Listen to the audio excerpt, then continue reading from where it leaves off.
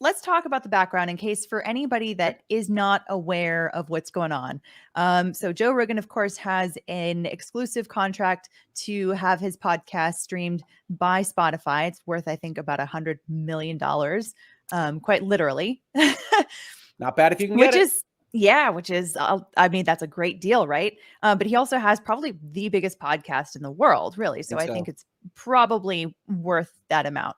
And so, you know, as anyone who has watched his podcast knows, he likes to get into deep conversations with people of all kinds of different stripes, all kinds of different backgrounds. He'll talk to conspiracy theorists, he'll talk to politicians, he'll talk to pretty much anyone that interests him, really. And so recently, you know, he's been talking a lot about the coof and about the coof juice, you know, and so, you know, because he's been very interested in the mainstream media sort of narrative on all of these subjects and on the pandemic and sort of cutting through, I think, what he sees as, you know, maybe a lot of BS.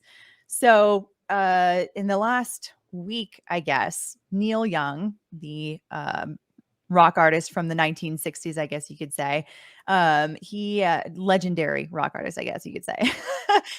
We don't have to add the superlatives to them. It's very funny, actually, right? Just before we get into the substance, I actually had to. Neil Young's one of those artists from my age. You know, I'm in my 40s, where you say, "Yeah, I know that name, but I couldn't place what he did." At all. Joni Mitchell, I actually am more familiar with, which is going to be part of the story. You know, it's funny. But Neil Young, it's interesting. We got a very specific kind of generation of rockers that have decided to make their move on this. So I think that's they're all part from the of the 1960s, well. it seems. Yeah. This like hippie generation. You know, yeah, it's funny because Joni Mitchell, I knew more of her, and it's actually maybe embarrassing, maybe not embarrassing, but it's almost 100% because of the movie Love Actually. Oh, Love from Both Sides now, and Love Actually featuring prominently. Yeah. Yes. No, I'm happy to dive into that well with you. It's one of my wife's favorite movies. We watch it every Christmas. It's all good. Of course, every single Christmas. but yeah, so also Nils Lofgren, also I really had to look him up to be totally honest. But he was another artist. The three of them all basically starting with Neil Young, you know, he wrote this open letter, which he put on his website saying, you can have Spotify, you can have Joe Rogan, or you can have me, but you can't have us both. And that's that. Now, am I right to say, I was seeing in some articles on this that he pulled that down, that you can't actually find that live, the Neil Young letter, as of right now? The next day, actually. Interesting aspects of all of this. Yeah. So it's strange because I wonder what was behind that decision. You know, who decided tortious interference with contracts is a thing, folks. So, you know, we can certainly talk about that. That's a very hard kind of case to make. But generally speaking, we'll get into the specifics. You don't want to be in the business of telling two other parties that they shouldn't be contracting with each other. That can cause legal problems for you. So no legal advice. Obviously, we got the disclaimers at the front. We got other disclaimers here. But generally, it's a crime in a lot of areas to say, oh, don't contract with this other party that I have nothing to do with. The law doesn't like that. Yes. Yeah. And that's why I think it's also interesting that I think Harry and Meghan, Prince Harry and Princess Meghan. All right. I don't know if they're still called Prince and Princess, but whatever. I don't know. She's a duchess. Those two. Who knows? They're the lady from Suits and the guy from those Las Vegas videos from way back. Oh, that's a good reference.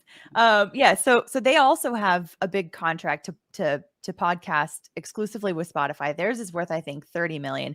And their names have also been thrown around during this whole controversy as well, because, you know, they've made some kind of a statement saying that they were deeply concerned about these same sort of issues, but I think kind of left it at that a little bit vaguely. And I think maybe because they have their own exclusive contract and they don't want to put that at risk by coming out a little too strong about Joe Rogan. But I don't know what your thoughts are on that. Yeah, I mean, I don't know. It depends, right? So that's a really weird circumstance. One, and you know, if you got fans in your comments, they can take offense at this as much as they like.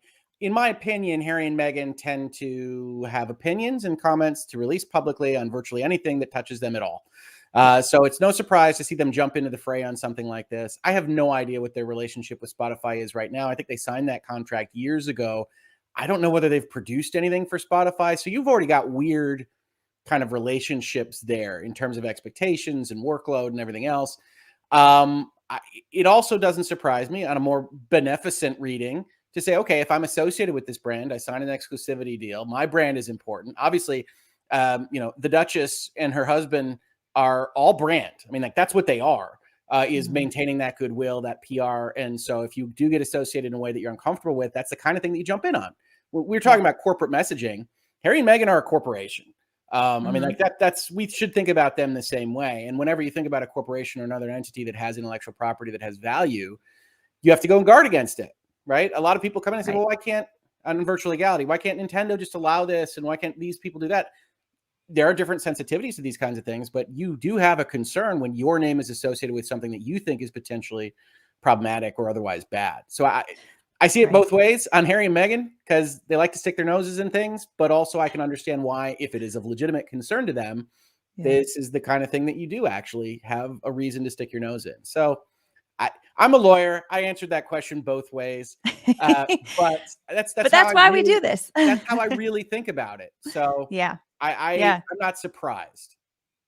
Yes. Yeah. No, and that's a really good point there, is that, I mean, each of these individual sort of content creators in various ways, the musicians as well, you could say that they also are viewing this as, their own branding, and what are they associating themselves with, which, I mean, it's kind of funny because, like, Joni Mitchell and Neil Young and Nils Lofgren, they're all hippie types, right? So that's, I mean, you think about like the counterculture from the 1960s. It's a little bit, it seems like things have sort of changed with that generation.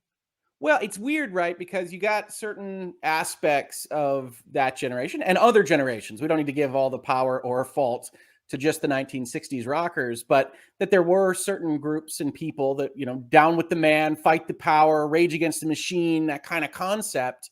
And I mean, regardless of how you feel and where you think the truth lives on any of this stuff, which isn't really for me to say, the machine, the man, the power is in the trusted sources and the authoritative sources and the folks that are telling you these specific things. So it's interesting that Joe Rogan, who sits outside that, who essentially brands that way, is saying, yeah, I want to talk to interesting people, but I'm also willing to talk to people that don't have that trusted sources stamp or the blue check mark or whatever, is essentially getting some of the kind of protests movement stuff against him, when, other than being popular and rich as a result, he's not the man. He's not the World Health Organization or anything else. So it's an interesting kind of state of affairs. The other thing I'd be very interested in from a business perspective is, I mean, how much was this kind of protest really worth, right? What kind of money was Neil Young making from Spotify? It becomes a lot easier to protest, to make big declarative statements and do these kinds of things when you're already rich, you're old, and honestly, Spotify isn't driving your numbers. Versus, if we started to see big names that are clearly up at the top of those charts, concerned with that from now, I think you have an interesting, more powerful story on that. Yeah. Yeah. I definitely, although I think from what I had heard, Neil Young actually derives a not insignificant portion of his income from his music that's streamed through Spotify. So I think it was either a third or maybe like 40% or something like that. Some number along those lines. That's significant. Although again, I'd want the nominal dollars there. I don't know what 40% is of what. True. So that's a very good point. And certainly there's been complaints about what Spotify pays people that contribute content to it anyway, outside of Joe Rogan. He did all right. So I don't know. I would want more information there. I'm not trying to belittle them exactly, but Neil Young, regardless of what percentage of his take he makes, probably isn't driving that Spotify question. In fact, when I saw the announcement go up, I said, oh, Rogan, that's the world's easiest fiduciary decision. Right. So, I mean, it's no surprise Spotify went that way. It was a little bit more of a surprise to me that you have kind of hangers on jump on. Again, devil's advocate, it's all legitimate. They're controlling their IP. Cynical Hogue says, yeah, it's a big news story and your name hasn't been in the news for a decade. Throw on. Why not?